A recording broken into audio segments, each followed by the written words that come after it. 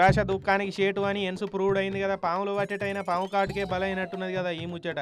మంది అందరూ వివేకానందుల లెక్క అయిపోవాలి, వివేకంతో ఆలోచన చేసుకోవాలని స్ఫూర్తిదాయకమైన మాటలు చెప్పి మోటివేషన్ చేస్తున్న సిబిఐ మాజీ జేడీ లక్ష్మీనారాయణ సారోల మేడమే సైబర్ దొంగలకు చిక్కి 2,58,00,000 పోగొట్టుకున్నది. స్టాక్ మార్కెట్ ట్రేడింగ్ లో పెట్టుబడి పెడితే 100% లాభాలు వస్తాయని ఊరు పేరు లేనోడు ఫేకంగానే సారోల ఇంచామె బంగారం కుదబెట్టి మరి పైసలు తెచ్చి వాళ్ళ దోషిట్లా పోసిందట. ఏమున్నది ఎరేస్తే శాప చిక్తది అన్నట్టు ముందుగాలు నమ్మించేతందుకు 200% లాభం 300% లాభాలు వచ్చినాయని నమ్మించారు. అబ్బా పెట్టిన 10-20 రోజులకే మూడింతలైన పైసలు అని చెప్పి మేడం కోటి పెడితే 3 కోట్లు వస్తాయి అన్నట్టే ఆలోచన చేసుకుని ఇంట్లున్న బంగారం లక్ష్మీనారాయణ సార్ మీద ఉన్న బంగారం అంత బ్యాంకులో కుదబెట్టి పైసలు తెచ్చి వాళ్ళ చేతిలో పోసింది. మరి ఏడ తేడా వచ్చిందంటే పైసలు లాభాలు వచ్చినట్టే ఆన్లైన్ లో చూయించారట కానీ విత్డ్రా చేసుకోవాలంటే ఇంకింత మందిని చేర్చి ఇంకిన్ని పైసలు పెట్టుబడి పెడితేనే మీ పైసలు మీకు వస్తాయని చెప్పే వరకు మేడానికి గప్పుడు అనుమానం వచ్చిందట. మోసపోయినానిగా సైబర్ క్రైమ్ పోలీసులకు ఫిర్యాదు ఇచ్చింది.